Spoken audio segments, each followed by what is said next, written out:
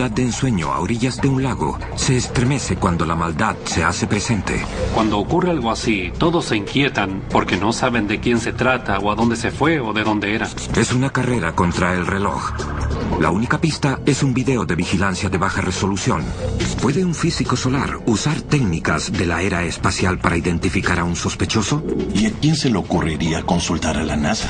En los últimos minutos, cuando él la lleva hacia afuera, es evidente que le puso una cuerda o algo en torno a su cuello. Luego, el trabajo de un dentista resuelve el enigma. No hay duda de que en este caso tuvimos ayuda de los ángeles de la ciencia forense. En la carrera de un detective siempre hay un caso que se destaca como inolvidable. Escenas de crímenes extrañas que desafían la lógica. Mentes criminales que van más allá del entendimiento. Para llegar a la verdad, habrá que recurrir a forenses al extremo.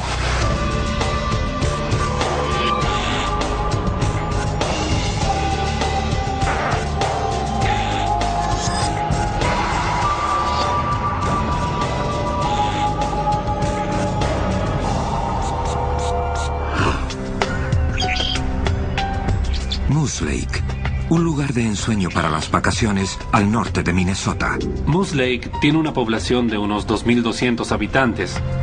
Sus casas están alrededor del lago y a unos 6 u 8 kilómetros de la ciudad hay otros 8 o 9 lagos, por lo que es una ciudad muy agitada los 12 meses del año.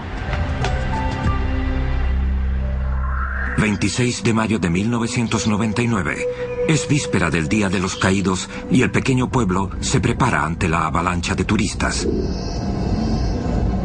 El 26 de mayo fue un día jueves por la noche. Yo trabajé en el turno de noche.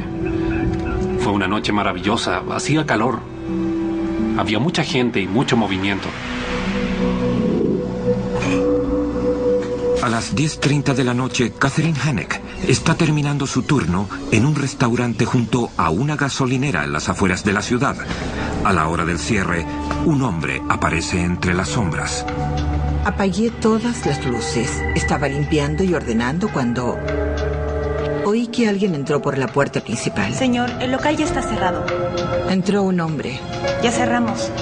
Y quería ir hasta el otro lado, a la gasolinera, y le dije que la puerta estaba cerrada, que no podía entrar por esa puerta. Entonces me pareció que se iba. Catherine se siente aliviada cuando el sujeto se va, pero no es ella la que está en peligro. Él parecía intoxicado. Entonces cerré la puerta principal.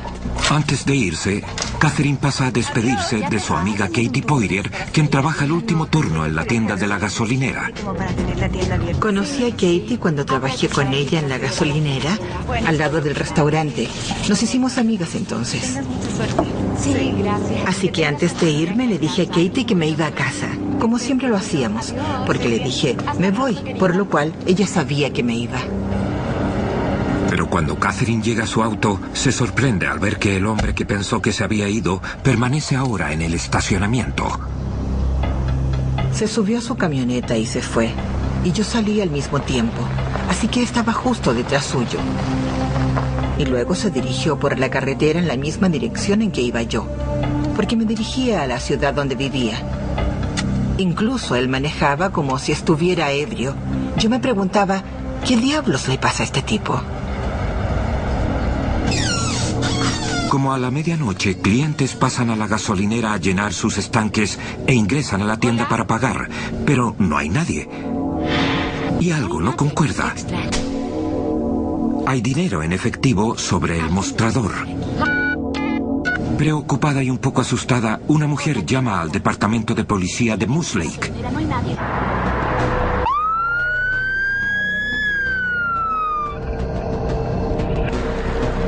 Cuando llegamos, la tienda estaba abierta y las luces encendidas. Y ningún empleado. Buscamos rápidamente por toda la tienda, también en los baños, solo para asegurarnos de que no estaba herida o algo así. Pero Katie Poirier no está herida en el baño ni en parte alguna de la tienda, y hay indicios aún más preocupantes. Las llaves de Katie están sobre el mostrador. Su auto sigue en el estacionamiento.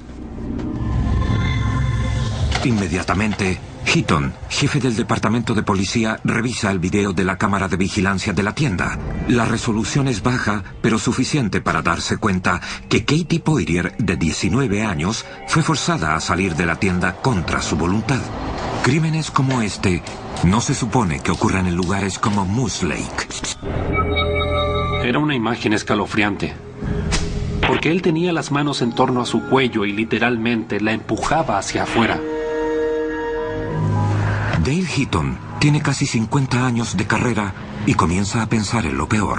Lo primero que pensé fue, tenemos que encontrarla y rápido, porque la persona que la secuestró no lo hizo con buenos propósitos.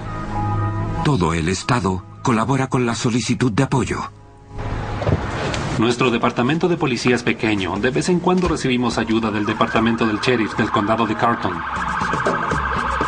Dave Sebow, ex sheriff del condado de Carlton, apoya con varios de sus oficiales. Cuando vi el video y vi que él tenía sus manos en torno a su cuello, tratando de sacarla de esa tienda, una de las cosas que pasó por mi mente fue, ¿cómo resolveremos esto?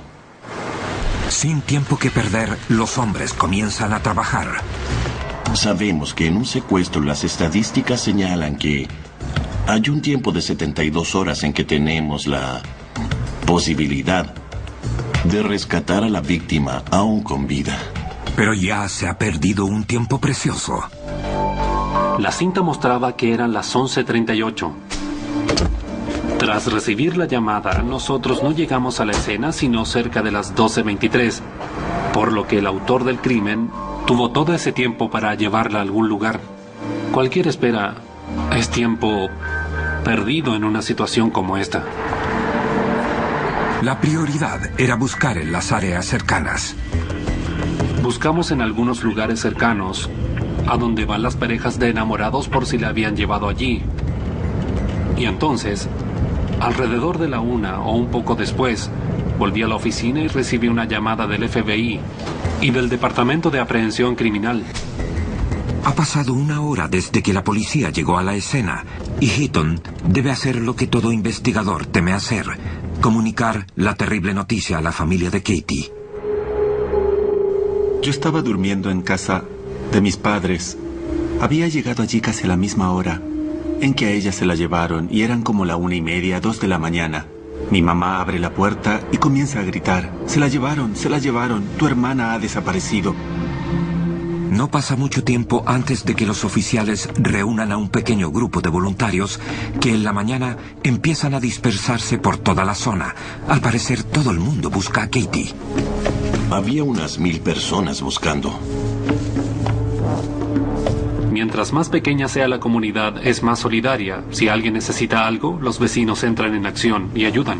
Especialmente cuando uno de ellos está en problemas. Todos conocían a Katie, era como una hija para ellos. Mientras Sebow y sus hombres amplían la búsqueda de Katie, los técnicos forenses procesan la escena del crimen. Había muchas superficies planas, en la puerta, sobre el mostrador. Pero como es una tienda y cientos de personas pasan por ahí a diario, sabemos que solo hay una remota posibilidad de encontrar algo que nos pueda servir. Procesar las huellas dactilares podría tomar semanas y no hay otra evidencia útil. Mientras tanto, la palabra secuestro continúa propagándose y el miedo cunde en Moose Lake. Cuando ocurre algo así, todos comienzan a inquietarse porque no saben de quién se trata o a dónde se fue o de dónde era. ¿Acaso volverá? 27 de mayo de 1999, 5:30 de la mañana. Han pasado más de 6 horas desde que Katie Poirier, de 19 años, fue secuestrada en una tienda de Moose Lake, Minnesota. La policía tiene un video de vigilancia donde aparece el secuestrador de Katie, pero hasta ahora de nada sirve. Mi gente trabajó muchísimo con la cinta, viéndola una y otra vez, tratando de asociar artículos que se encontraban en la tienda para ver si podíamos determinar aún más la descripción del individuo, por ejemplo, su altura y su peso. Después de horas de arduo trabajo, los investigadores aún no visualizan el rostro del secuestrador, pero han construido una descripción parcial. Finalmente, obtuvimos una muy buena descripción física en cuanto a la altura de este individuo y su ropa. El individuo vestía una camiseta deportiva.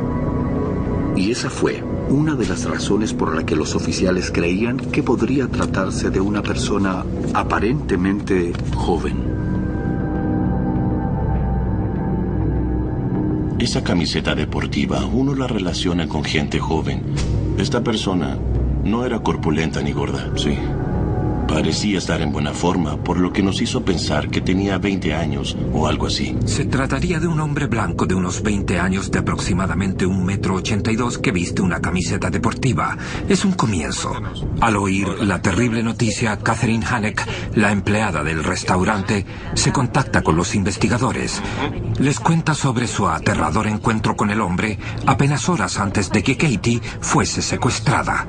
Ella describió a un hombre blanco que pensaba tenía aproximadamente unos 50 años, de cabello rubio, de apariencia poco común y mentón prominente. Y describió el vehículo del hombre, que era una camioneta de color negro, y estaba muy segura de que los números de la matrícula eran 557. La forma en que él actuó le causó sospechas y mucho miedo. Un hombre de unos 50 años conduciendo una camioneta negra no coincide con el sospechoso que la policía cree ver en el video. Para empezar, estábamos buscando a alguien entre 20 y 30 años. Y yo les dije, el hombre que yo vi tenía entre 40 y 50 años. Y hay otra diferencia. El hombre que vio a Catherine Hanek no vestía una camiseta deportiva. Él llevaba puesto una camiseta normal, de color y unos jeans. Con el tiempo en contra, la policía decide investigar, sobre todo cuando Catherine entrega una valiosa pista sobre la camioneta negra. Katie Hanek estaba segura de que recordaba los números, los 3 primeros números de la matrícula del vehículo. Y estaba segura de recordar que la última letra de las 3 letras de la matrícula era Y. Cuando obtuvimos esa lista, pusimos a los investigadores a buscar por todo el estado a los dueños de esos vehículos. Uno de los nombres en la larga lista de dueños de camionetas es Donald Blum. Sus antecedentes revelan que es casado, tiene 2 hijos y vive con su familia en Richfield, Minnesota, a 190 kilómetros de Moose Lake. Así que enviaron a un oficial a Richfield. Enviaron a un detective, quien se puso en contacto con la esposa de Donald Blum. Hola, ¿sí? Ella le dijo a los investigadores que su vehículo era blanco. No. Y el que estábamos buscando era todo lo contrario, negro. También dijo que lo habían vendido y que ya no lo tenían en su poder. De acuerdo, muchas gracias. Por lo que ese vehículo se descartó y los investigadores siguieron con el próximo de la lista. Con escasas pistas a su haber, los investigadores piden a Catherine y a otros que vieron la camioneta negra trabajar con un retratista de la policía. Este retrato compuesto se hizo con las coincidencias de todos los testigos al describir a la persona que vieron esa noche. 27 de mayo, 10:30 de la mañana. 10 horas después de la desaparición de Katie Poirier, el retrato de la policía se distribuye a los medios de comunicación y pasa a ser noticia a nivel nacional. Tuve que ser fuerte, solo pensaba en encontrar a Katie y al recoger el periódico me sentí bien. Estaba su foto. Alguien la verá, alguien la va a ver a ella. Con la atención de los medios, no pasa tiempo antes de que los teléfonos policiales comiencen a sonar. De inmediato empezamos a obtener pistas sobre la camioneta y hasta ese momento sabíamos que era de un hombre blanco que conducía una camioneta de color negro. Y nos llegaron cientos y cientos, en este caso miles de pistas. Uno por uno se tachan los nombres de la creciente lista de posibles sospechosos. Al mismo tiempo, una revisión de los registros de delincuentes sexuales en la zona sugiere el nombre de Lourdes Craigen. Tenía antecedentes penales por delitos sexuales y su descripción física coincidía casi totalmente con la información que teníamos, así como también con el retrato, por lo que era buscado intensa y cuidadosamente. Craigen es delgado y blanco. Podría ser él quien aparece en el video, pero es imposible estar seguro. Los investigadores lo han intentado todo para mejorar la calidad del video de vigilancia sin resultados. A un miembro del grupo de trabajo se le ocurre una idea. Tal vez los científicos de la NASA puedan ayudar. ¿Y a quién se le ocurriría consultar a la NASA? Recibí una llamada del FBI en que decían que tenían un caso sobre una jovencita secuestrada, Katie Poirier, y que querían traerme un video para que yo tratara de mejorar la imagen de la cinta y así revelar quién era el autor del crimen. 27 de mayo, han pasado más de 15 horas desde que Katie Poirier fue secuestrada. Los agentes del FBI entregan el video de vigilancia al físico solar David Hathaway de la NASA en Huntsville, Alabama. Él se especializa en limpiar imágenes de baja resolución enviadas desde millones de kilómetros en el espacio.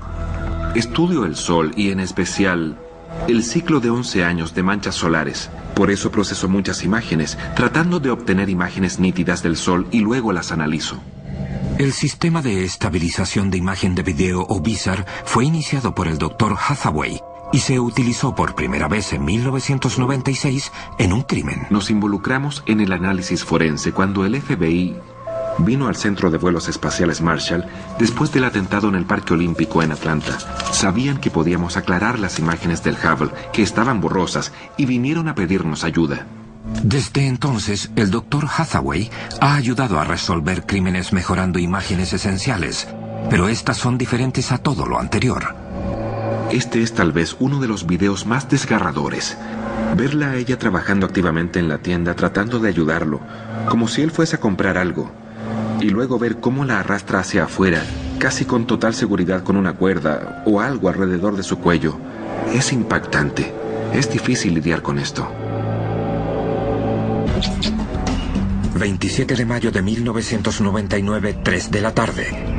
La policía debe apresurarse para encontrar a Katie Poirier, secuestrada 15 horas antes por un hombre grabado en un video de vigilancia de baja resolución. El video está ahora en manos del físico solar de la NASA, David Hathaway, en Huntsville, Alabama. Este fue uno de los casos más intensos en que he trabajado. Era un caso donde realmente pensábamos que si podíamos identificar al tipo y atraparlo de inmediato, podríamos salvarle la vida a ella. Fue muy estresante. Mejorar las imágenes de baja resolución implica una serie de pasos complejos que requieren de mucho tiempo. Debíamos hacer muchas cosas. Una de ellas era el llamado video entrelazado. Cada cuadro son dos imágenes que se unen con líneas de número impar, componiendo una sola imagen, y las líneas de números pares forman otra. Con el fin de obtener imágenes nítidas, tuvimos que separarlas y llenar los espacios intermedios, con una técnica que ya antes hemos probado y funciona muy bien para llenar los vacíos. Esta técnica produce imágenes únicas de este video entrelazado. Varias horas más tarde, las imágenes solo están un poco mejoradas, pero las pistas vitales se pueden revelar.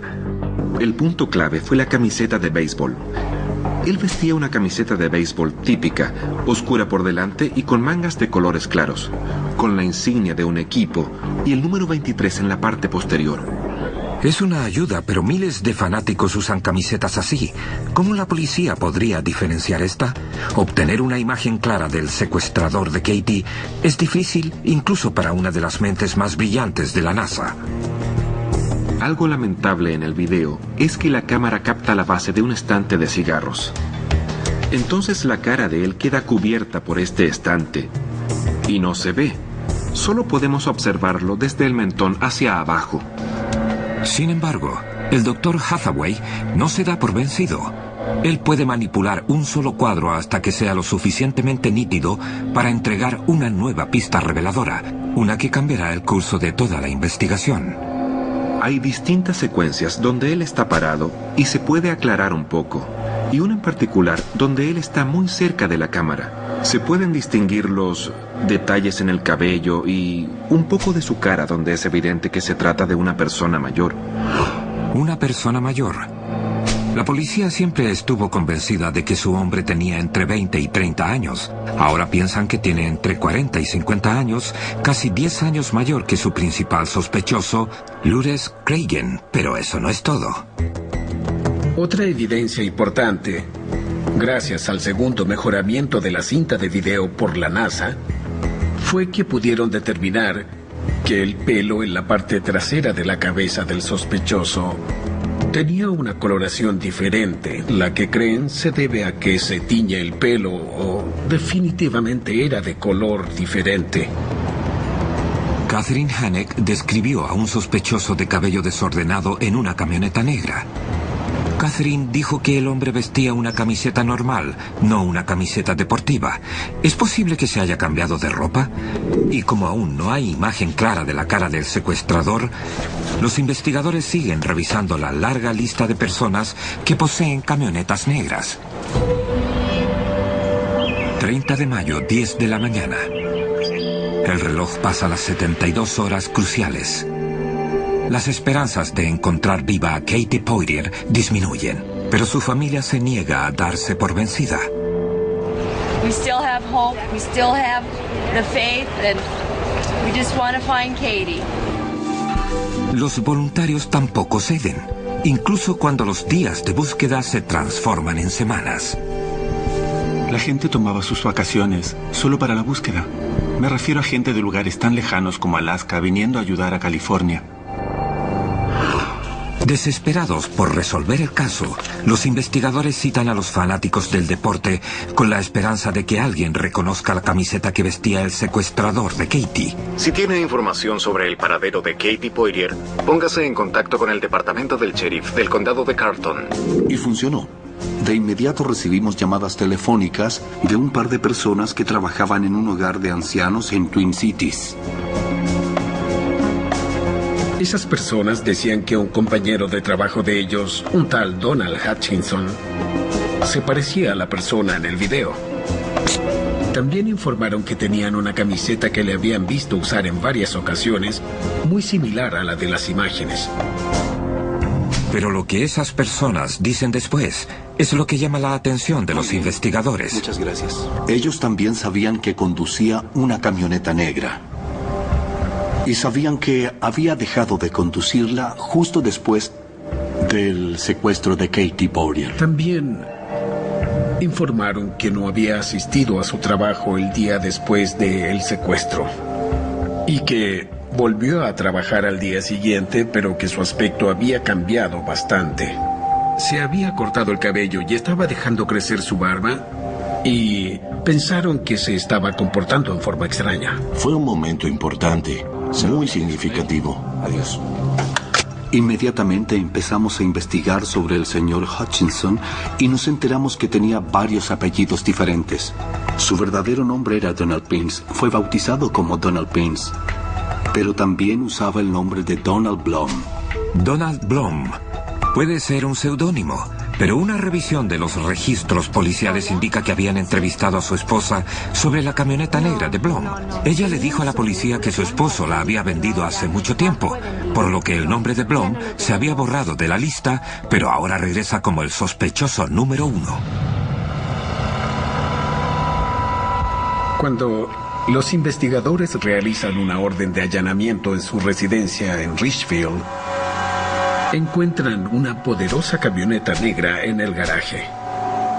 Al contrario de lo que su esposa dijo a los investigadores, y la matrícula era 557 Henry David Y, HDY, tal como lo había informado Katie Hanek.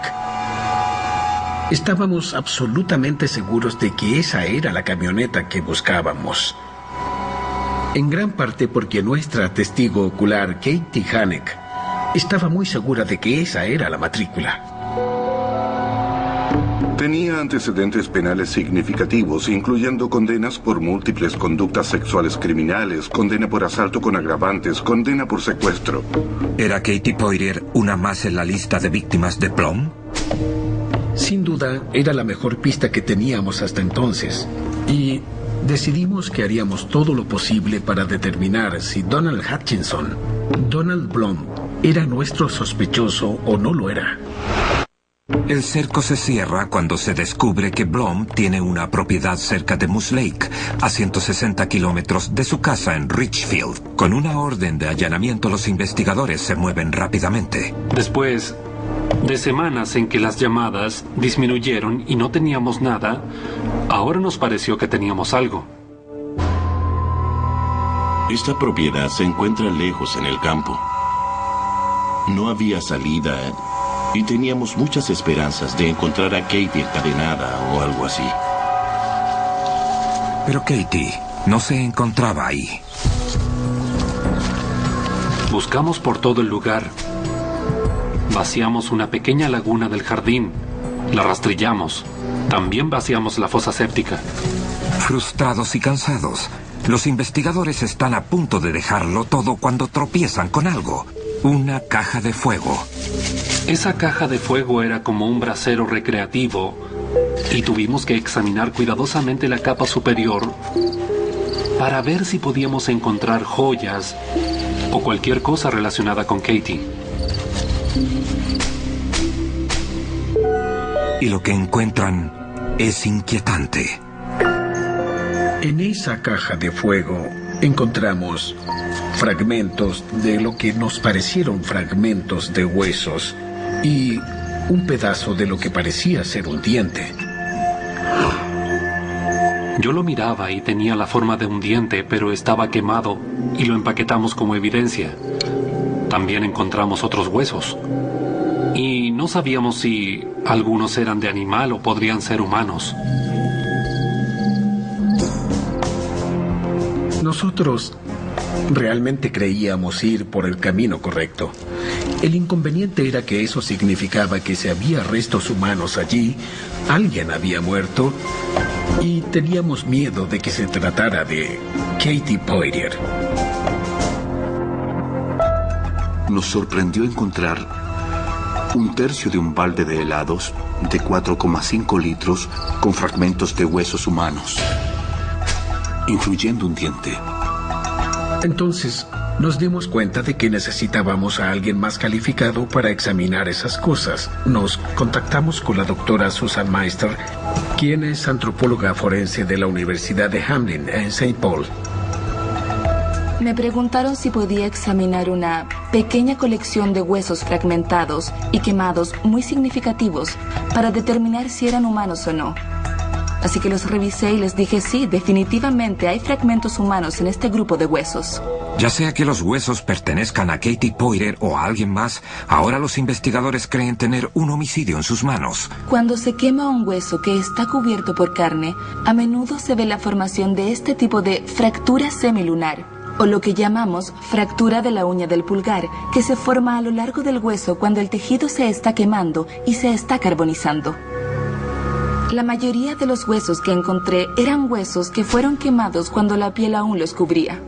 La doctora Meister descubre evidencias más preocupantes. Todos los fragmentos de huesos que se habían recogido en la caja de fuego en la propiedad de Donald Blum pertenecían a los restos de una mujer joven muy pequeña. Pude hacer esa distinción porque teníamos huesos que representan a cada segmento del esqueleto.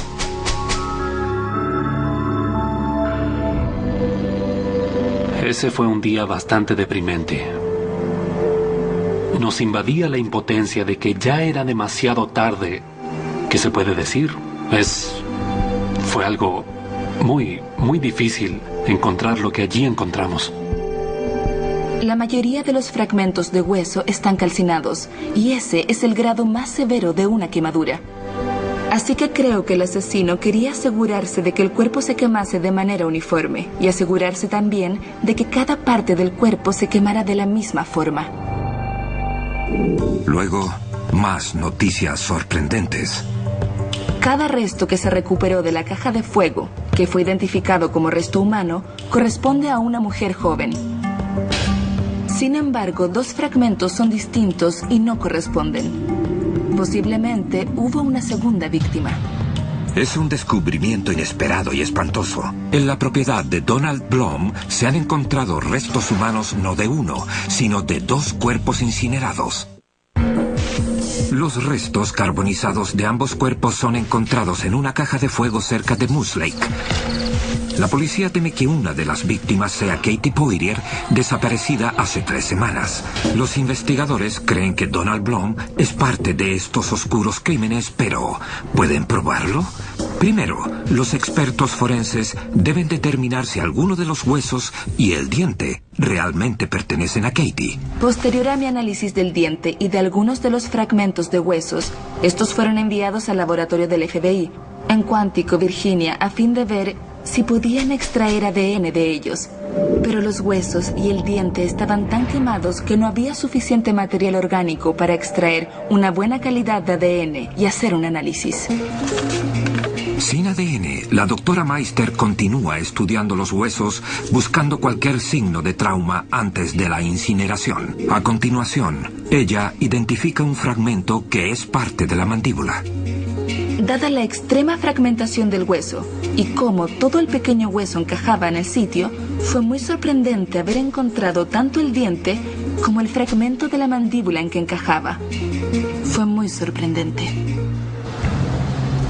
Después de terminar mi análisis y de haber identificado todos los fragmentos posibles, llamamos a un odontólogo forense para analizar los restos de los dientes. La doctora Meister recurre al doctor Thomas Ramrick, un reconocido experto en la materia. El diente estaba muy quemado. La porción orgánica del diente había sido quemada casi por completo.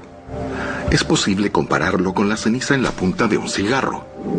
Una vez que determinamos que el diente era realmente humano, fue necesario comparar ese diente con los rayos X de Katie Poirier, tomados antes de su desaparición, y buscar similitudes entre lo que llamamos rayos X ante-mortem y post-mortem. Pudimos determinar que había muchas similitudes físicas. Similares, pero no totalmente iguales, lo que obliga a realizar más pruebas para determinar si el diente es de Katie. Mientras tanto, los investigadores van en busca de Donald Blum y encuentran al presunto asesino acampando con su familia cerca de Alexandria, Minnesota. A avanzadas horas de la noche del día 19, ya en la madrugada del día 20, enfrentamos a Donald Blum por primera vez durante la investigación. Una de las primeras cosas que dijo fue: no fui yo, no soy yo, no era mi camioneta. Y le preguntamos: ¿a qué te refieres con que no fuiste tú? Y él dice: bueno, me refiero a esa chica que secuestraron en Moose Lake. Los investigadores presionan aún más. Blum afirma que escuchó sobre la desaparición de Katie en las noticias y dijo que estaba en casa con su esposa esa noche, pero la siguiente pregunta lo hace tropezar.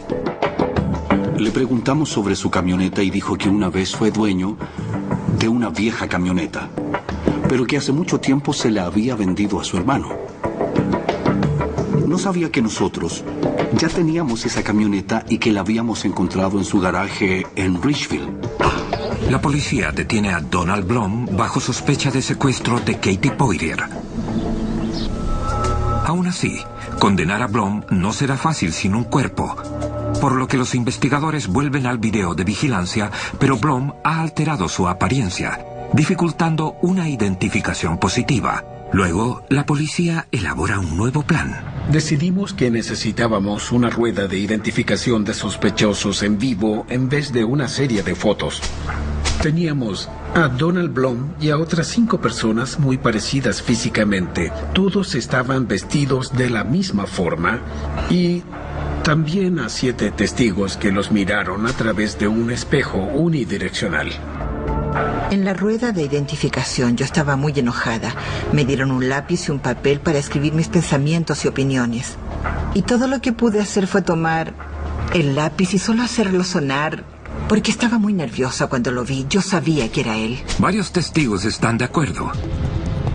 Mientras tanto, el doctor Ramrich compara el diente carbonizado con los informes dentales de Katie y los rayos X. Había algunas similitudes entre las formas de las raíces y la longitud de la raíz. Había similitudes en la forma del diente número 18. Y había similitudes cuando comparamos las áreas óseas entre los dientes de ambas radiografías. El molar número 18 de Katie se parece al diente carbonizado, pero ello no basta para una condena. Y sin una identificación positiva, Donald Blum podría quedar en libertad. La dentista de Katie, Melanie Meyer Byrne, tiene una idea. 2 semanas antes de que descubrieran cuál diente era, les había dicho que acababa de empastar una muela a Katie con un nuevo material que utilicé y que tal vez podrían mirar los componentes y a lo mejor ese material estaba en el diente que encontraron. El Dr. Ramrich confirma que el diente carbonizado fue intervenido, pero la posibilidad de que ese diente encontrado en la caja de fuego sea el mismo molar que le compusieron a Katie es mínima. En la propiedad de Donald Blum, agresor sexual convicto, se encuentran restos óseos que se cree son de Katie Poirier. La policía cree que Blum secuestró y asesinó a Katie y luego intentó encubrir el crimen. Pero para probar la teoría de los investigadores, primero debe haber una positiva identificación de los restos y solo cuentan con un diente. Una vez que determinamos que no se podía eliminar a Katie como la persona que estaba en la caja de fuego, el diente fue entregado al Departamento de Aprehensión Criminal para análisis químico. Ese diente efectivamente era el diente de Katie Poirier. Solo había sido compuesto un par de semanas antes por la dentista, quien utilizó una nueva resina dental y una amalgama y la colocó en la parte superior de la resina dental. Me pidieron si podía encontrar rastros de esa resina dental. Donald Melander, del Departamento de Aprehensión Criminal de Minnesota, utiliza un microscopio electrónico de barrido para magnificar los dientes carbonizados cientos de veces. Yo efectivamente encontré un poco de resina dental en la parte inferior de la cavidad. Vi un parche de circonio y silicio en ella, que eran los principales contenidos de la resina dental. El hallazgo de estos componentes es muy singular, porque estaba bajo una amalgama y se supone que es el único producto realmente compatible con una amalgama. Es algo muy singular. Eso necesitaba escuchar el fiscal del distrito del condado de Carlton, Thomas Pertler. Eso confirmó que el diente que estuvo examinando, que fue sacado de la caja de fuego, que era el diente post-mortem y estaba tratado de la misma manera que lo había hecho la dentista de Katie justo antes de su secuestro, por lo que todos coincidían en que esta era una identificación de Katie Poirier. Para nosotros esa fue la prueba clave que demostró que Katie Poirier en realidad había fallecido. Los investigadores fijan ahora su atención en el monstruo al que creen responsable de la muerte de Katie, Donald Blum. Al principio, Blum se aferra a su historia de que no tiene nada que ver con el asesinato de Katie, pero cuando se enfrenta a las pruebas forenses irrefutables, finalmente se conmueve y confiesa. Durante su declaración, reconoció haber ido hasta su propiedad en Moose Lake. Admitió haber ido a la tienda a la espera de una oportunidad para secuestrar a Katie. Con voz casi monótona. Con lo cual quiero decir sin emoción alguna. La sacó de la tienda y la puso en su camioneta y se dirigió a su propiedad. Al llegar a su propiedad, describió sus intentos de escapar y cómo impidió que lo hiciera. Obviamente, ella comenzó a luchar.